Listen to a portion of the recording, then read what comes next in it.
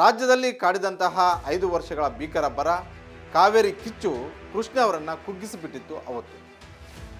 5 ವರ್ಷ ಅಂದರೆ 1999ರಿಂದ ಹಿಡಿದು 2004ರವರೆಗೂ ಕೂಡ ಕರ್ನಾಟಕದ ಎಲ್ಲ ವಿಧಾನಸಭಾ ಕ್ಷೇತ್ರಗಳಲ್ಲೂ ಕೂಡ ಭೀಕರ ಬರಗಾಲ ಇತ್ತು.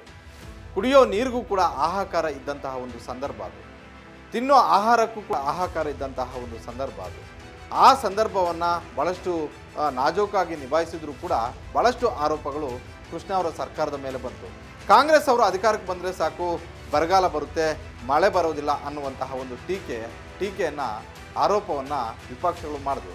ಈಗಲೂ ಕೂಡ ಕಾಂಗ್ರೆಸ್ ಯಾವಾಗ ಅಧಿಕಾರಕ್ಕೆ ಬರುತ್ತೋ ಅವಾಗ ಮಳೆ ಬರೋದಿಲ್ಲ ಅನ್ನುವಂಥದ್ದನ್ನು ಮೊನ್ನೆನೂ ಕೂಡ ಅಶೋಕ್ ಅವರು ಹೇಳಿದ್ದನ್ನು ನಾವು ನೋಡಿದ್ವಿ. ವಿಪಕ್ಷ ನಾಯಕ ಆರ್ ಅಶೋಕ್ 99ರಿಂದ 2004ರವರೆಗೂ 5 ವರ್ಷ ರಾಜ್ಯದಲ್ಲಿ ಭೀಕರ ಬರ ಅಂದರೆ ಭಾಳಷ್ಟು ಕಡಿಮೆ ಮಳೆ ಆದಂತಹ ಒಂದು ಸನ್ನಿವೇಶಗಳಿತ್ತು.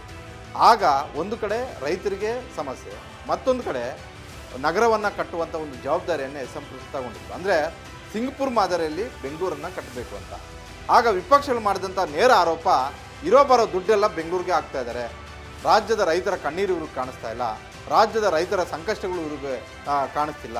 ಈ ಆರೋಪವನ್ನು ಎಸ್.ಎಂ. ಕೃಷ್ಣ ಒತ್ಕೊಳ್ಬೇಕಾಗಿರುವಂಥ ಒಂದು ಅನಿವಾರ್ಯ ಪರಿಸ್ಥಿತಿ ಬಂತು.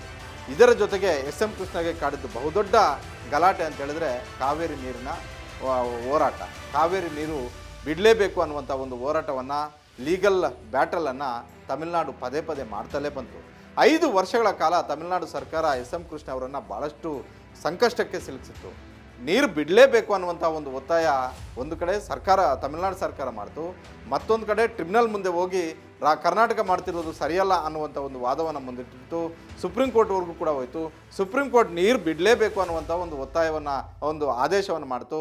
ಆ ಆದೇಶ ಉಲ್ಲಂಘನೆ ಮಾಡಿದ್ರೆ ನಾವು ಕಂಟೆಂಪ್ಟ್ ಆಫ್ ಕೋರ್ಟ್ ಮಾಡ್ತೀವಿ ಅನ್ನುವಂಥ ಒಂದು ಎಚ್ಚರಿಕೆ ಸಂದೇಶವನ್ನು ಕೂಡ ರವಾನೆ ಮಾಡಿತ್ತು. ಆದರೆ ಅವತ್ತು ನೀರು ಬಿಡೋ ಪರಿಸ್ಥಿತಿಯಲ್ಲಿ ರಾಜ್ಯ ಸರ್ಕಾರ ಇರಲಿಲ್ಲ. ಯಾಕಂತೇಳಿದ್ರೆ ಮಂಡ್ಯದಲ್ಲಿ ಬೆಳೆಗಳಿಗೆ ನೀರಿರಲಿಲ್ಲ. ಮಂಡ್ಯದಲ್ಲಿ ಬಹುದೊಡ್ಡ ಕಿಚ್ಚು ಹೊತ್ಕೊಂಡಿತ್ತು. ಅದು ಕೇವಲ ಮಂಡ್ಯಗಷ್ಟೇ ಸೀಮಿತ ಆಗದೆ ಇಡೀ ರಾಜ್ಯಾದ್ಯಂತ ಕಾವೇರಿ ನಮ್ಮದು ಅನ್ನುವಂಥ ಒಂದು ಹೋರಾಟ ಶುರುವಾಯಿತು.